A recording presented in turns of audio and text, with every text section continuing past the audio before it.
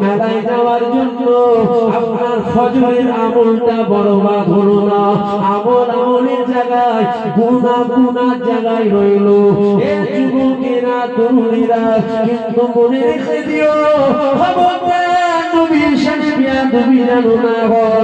কেননা নবীর সাথে যদি বিয়াদবি হয় আমাদের ঈমান চলে যাবে। আমাদের ঈমান যখন চলে যাবে আমাদের জিন্দেগির আমলটাও বরবাদ হয়ে যাবে। যুবকেরা, আব্বারা, তরুণীরা, আগে ঈমান ঠিক করো, তারপরে নামাজ পড়ো।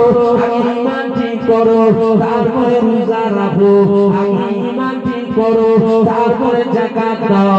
আগে ঈমান ঠিক করো, তারপরে হজ করো। আগে ঈমান ঠিক করো, তারপরে দাঁড়িয়ে রাখো। কেননা মনে রাখবে নামাজের জন্য নবী নয়, নবীর জন্য নামাজ পেলা। রোজার জন্য নবী নয়, নবীর জন্য রোজা পেলা। হজের জন্য নবী নয়, নবীর জন্য আমরা হজ পেলা। যুবকেরা, আব্বারা, তরুণীরা, আল্লাহ পাকের হাজী বান্দা কাবা তোয়াফ করছিল। কাবা তোয়াফ করতে করতে কাবার প্রশংসা করতে রয়ে গেল। আল্লাহ পাকের কাবা, তোমার কত সম্মান, তোমার কত ইজ্জত, তোমার কত তাজি। পৃথিবীর কোণা কোণা থেকে মানুষ টাকা পয়সা খরচ করে তোমাকে দেখার জন্য আসে। কাবা তোয়াফ করে, কাবা প্রশংসা করে। কাবা তোয়াফ করে, কাবা প্রশংসা করে। কাবা তোয়াফ করে, কাবা প্রশংসা করে। কাবা তোয়াফ করে, কাবা প্রশংসা করে। এই প্রশংসা শুনে কাবার কলিজা ফেটে যাচ্ছে। এই কথাটা হয়তো আপনারা চিন্তা করতে পারে, কাবার কি কলিজা আছে? যার জান নাই আল্লাহ তার অবশ্যই জান দিতে পারে। আর যার জান আছে আমার আল্লাহ অবশ্যই তার জান দিতে পারে। আপনারা কি জানেন না? উসমানে হানবানা খেজুর গাছের গুড়ি, আল্লাহ নবীর খেজুর গাছের গুড়িতে হালাল দিয়ে ঠেক দিয়ে খুতবা করতো। একবার তৈরি করা হলো, ওই খেজুর গাছের গুড়িটাতে ফেলে দেওয়া হলো। ওই খেজুর গাছের গুড়িটা মানুষের আওয়াজে কান্না করতে লেগেছিল। খেজুর গাছের গুড়িটাতে কি করে? আমার আল্লাহ চাইলে সব, আমার আল্লাহ চাইলে কি হয় না। কাবার জবান খুলে গেল। কাবা বলেছিল, আপনি মোটেও কথা বলবেন না। আমি কাবা মোটেও দামি ছিলাম না। আমি কাবা মোটেও ইজ্জতীয় ছিলাম না। আমি কাবা মোটেও সম্মানীয় ছিলাম না। আমি কাবা আমার মধ্যে পূজা পাঠ করা হতো। আমার মধ্যে যখন তিন দুনিয়ার বাদশাহ হাবিবুল্লাহ কদম মোবারক করে গেল, আমি কাবা সারা পৃথিবী জমিয়েছেও দামি সম্মানীয় হয়ে গেল। আমার হুজুরকে আল্লাহ কাবা করেছে। যদি বলবেন না সুবহানাল্লাহ।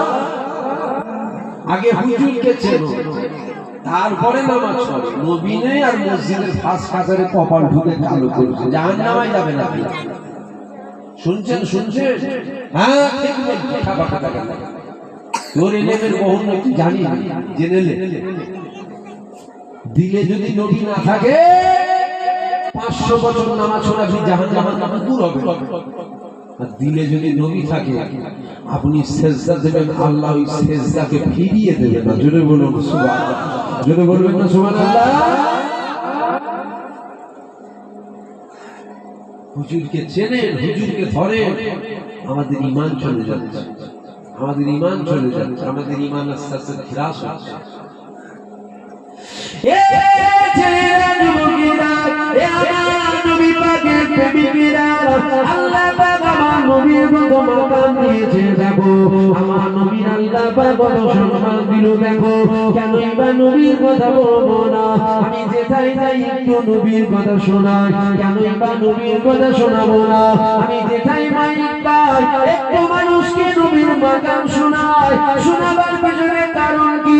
শোনাবার পিছনে কারণ হলো দুটো। এক নম্বর কারণ হলো কিয়ামতের ময়দানে আমি নাজাত পাবো না, তাই আমি একটু নবী নবী নবী নবী নবী নবী করি। কেননা আমি জানি যারা নবী নবী করেছে কিয়ামতের ময়দানে তারা নাজাত পেয়ে গিয়েছে। যারাই নবী নবী করেছে তাকে তারাই নাজাত পেয়েছে। যদি বলবেন না সুবহানাল্লাহ। এক নম্বর কারণ আমি হুজুরের ছেলেতে গিয়েছি, আমি আপনার পীরের আওলাদ থেকে আমি নাজাত পাবো না, এটা খোলাখুলি কথা। আমি জাহান্নামে কোন জায়গায় থাকবো খুঁজে পাবেন না। হুজুরের খাতিরে যদি আল্লাহ নাজাত দেয় তবে পাবো, তাছাড়া নাজাত আমি রাস্তা দেখতে পাচ্ছি। এক নম্বর। আর একটা কারণ আছে নবী নবী করার। নবীর কথায় আল্লাহ এত মধু দিয়েছে, এত মধু দিয়েছে, এই মধু এই মজা আমার আল্লাহ অন্য কারো কথায় দেয় না।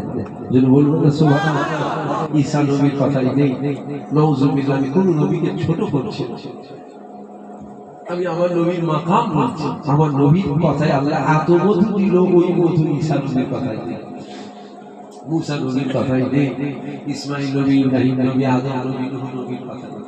যে মত আল্লাহ হুজুর পাকের কথা দিয়েছে।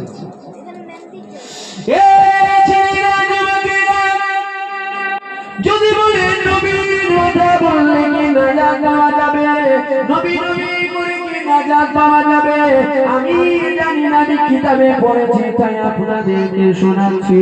মুসা নবীর উম্মাত আমার আল্লাহ 200 বছর হায়াত দিয়েছিল, মানুষটা মারা গেল, ওই মানুষটা আল্লাহ বাগানে ফেলে দেয়া হলো।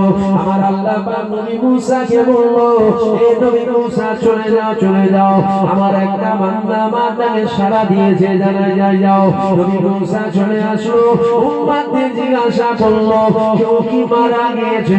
ওই সময় উম্মতেরা বলেছিল একজন মারা গিয়েছে। কোথায় উনি? বলছে আমরা ওনার লাশ বাগানে ফেলে দিলাম। কেন তোমরা বাগানে ফেলেছো? ওই সময় উম্মতেরা বলেছিল আমার আল্লাহ 200 বছর হায়াত দিয়েছিল, 200 বছর একটা কোনো আমল করে না, একটা আমল তো দূরের কথা, একটা ভালো কাজও করে না। ওর আবার যারা যা হয় কি করে আমরা বাগানে ফেলে দিয়েছি।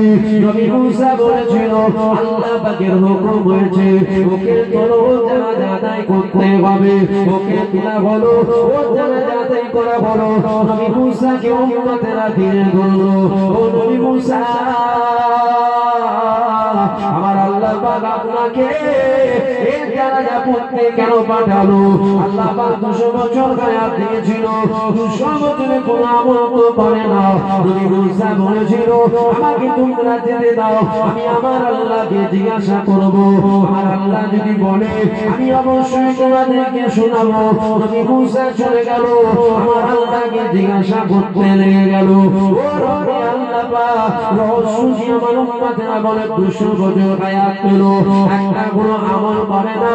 আমার আল্লাহ বলেছিল হে মুসা তোমার উম্মতেরা যেটা বলেছে অবশ্যই সত্য কথা বলেছে, তবে মুসা শুনে না, আমি আল্লাহ পাক একটা কিতাব নাযিল করেছি, এই কিতাবটার নাম হলো তাওরাত। ও কবিরা যখন তাওরাত পড়তো, ও তাওরাতের মধ্যে আমার হাবিবের নাম দেখতো, আমার হাবিবের নাম যখন দেখতো, আমার হাবিবের নামে চুমা খেত, আমার হাবিবের নাম যখন দেখতো, আমার হাবিবের নামটা চোখে বোলাতো, আমার হাবিবের নাম যখন দেখতো, আমার হাবিবের নামে চুমা খেয়ে দিয়ে ওই নামটাকে সিনাই বোলাতো, আমার হাবিবের নামটা মাথায় রাখতো। ওসালে আমি আল্লাহ জমিন বানাতাম না, আসমান বানাতাম না, চাঁদ বানাতাম না, সূর্য বানাতাম না, জান্নাত বানাতাম না, জাহান্নাম বানাতাম না, জিবরাইল বানাতাম না, মিকাইল বানাতাম না, আজরাইল বানাতাম না। এ মুসা এমনকি আমি আল্লাহ তোমাকে বানাতাম না, যদি আমার দোস্তকে না বানাতাম, আমার হাবিবের নামে আদর করার জন্য, আমার হাবিবের নামে প্রেম করার জন্য, আমার হাবিবের নামে চুমা খাওয়ার জন্য, এ মুসা আমি আল্লাহ 200 বছরের গুনাহ মাফ করে দিয়ে আমি আমার জান্নাত দিয়ে দিলাম। কত বছরের গুনাহ মাফ? যদি বলেন 200 বছরের গুনাহ। হুজুর পাকের নামে চুমু চোখে লেগেছে, কপালে বলেছে, আদর করেছে। আল্লাহ বলছে আমার হাবিবের নামে আদর করার জন্য চুমা খাওয়ার জন্য 200 বছরের গুনাহ মাফ করে ওকে জান্নাত দিয়ে দিয়েছে। সেই নবীর উম্মত হওয়া যাবে কঠিন নয়, কালবাম ছুটে যাবে।